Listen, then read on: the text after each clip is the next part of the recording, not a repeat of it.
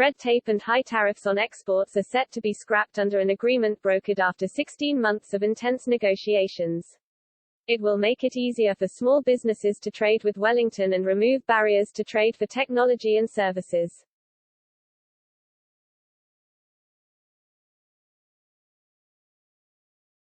The deal was agreed by Prime Minister Boris Johnson and New Zealand Prime Minister Jacinda Ardern in a video call on Wednesday.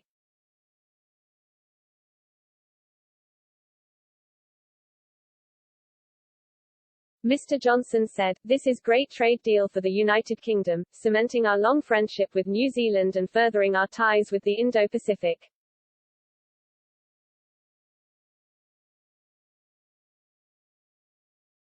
It will benefit businesses and consumers across the country, cutting costs for exporters and opening up access for our workers.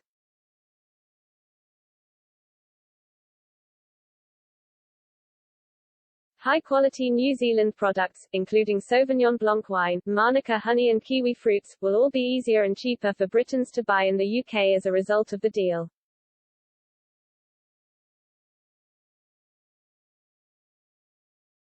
It will also make it easier for professionals such as lawyers and architects to work in New Zealand and simplify travel arrangements for businesses.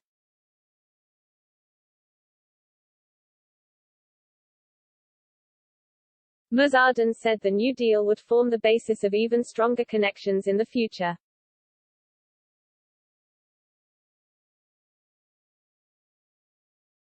The United Kingdom and New Zealand are great friends and close partners, she said.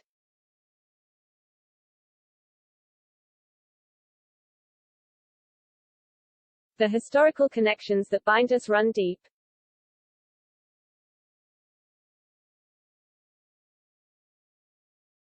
This world-leading free trade agreement lays the foundations for even stronger connections as both countries embark on a new phase in our relationship.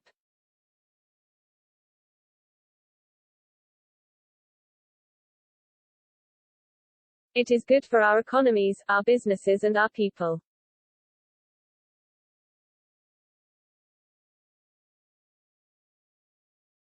The two countries originally set a deadline of the end of August to agree a deal.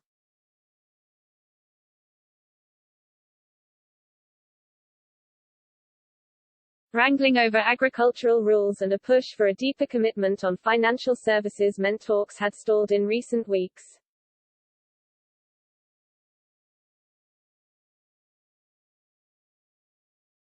But a breakthrough was found after both sides doubled down on efforts to seal a pact.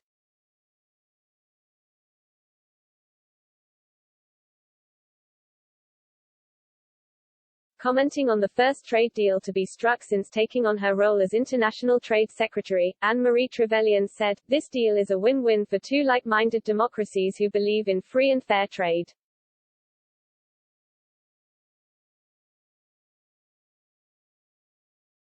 It delivers for families, workers and businesses across Britain, and sets the stage for greater cooperation between our two nations on global challenges like digital trade and climate change.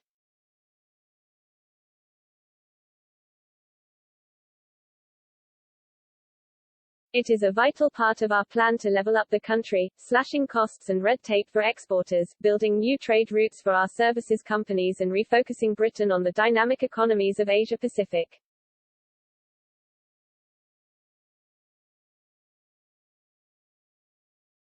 The deal has been agreed in principle but must still go through formal processes before it can be officially signed off and ratified.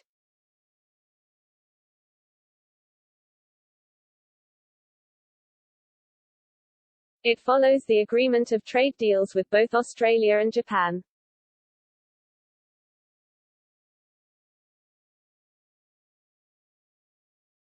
All three nations are part of the Trans-Pacific Partnership (CPTPP) free trade area.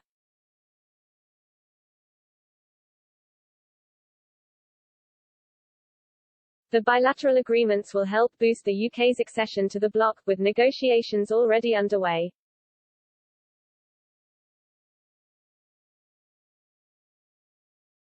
The UK is hoping to conclude negotiations to join the CPTPP by the end of 2022.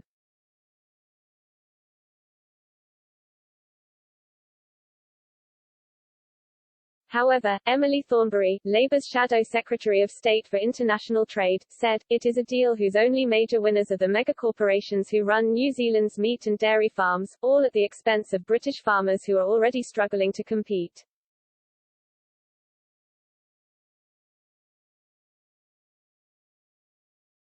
But for British jobs, growth and exports, this deal is yet another massive failure.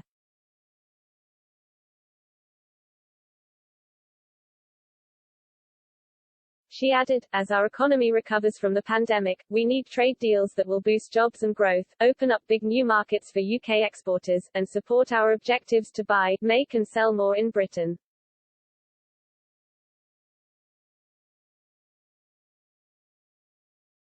This trade deal with New Zealand fails on every count.